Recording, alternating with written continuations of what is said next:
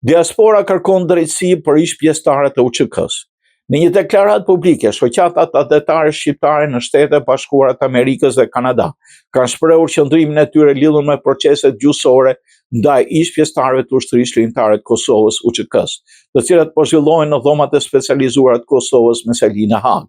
Në reagimin e tyre, shoqatat e cilësojnë këtë periudhë si vendimtare për vetë dijen historike dhe dinjitetin shtetëror të Republikës Kosovës. Ato theksojnë se lufta UÇK-s ishte një përpjekje për liri, vetëvendosje dhe mbrojtje të drejtave themelore, duke nënvizuar se konteksti historik duhet merret parasysh në çdo proces gjyqësor.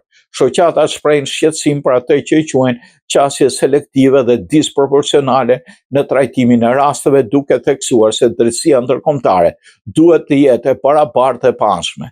Sipas tyre, çdo perceptim i standardeve dyfishta mund të dëmtojë besimin në publik në sistemin e drejtësisë dhe ndikojë negativisht në proceset e pajtimit. Në një deklaratë theksohet se ato nuk janë kundër drejtësisë, por kërkon një proces të drejtë, transparent dhe të bazuar në standardet më të larta të së drejtës ndërkombëtare. Po ashtu, ato kanë shprehur mbështetje për protestën paqësore të parëmëruar në Prishtinë me rastin e ditës pavarësisë. Në përfundim, shoqatat riafirmojnë angazhimin e tyre për mbrojtjen e vlerave mbi të cilat është ndërtuar shteti i Kosovës, sovraniteti, drejtësia, vetëvendosja, duke kërkuar procese gjyqësore të zhvillohen në mënyrë të drejtë dhe të paanshme.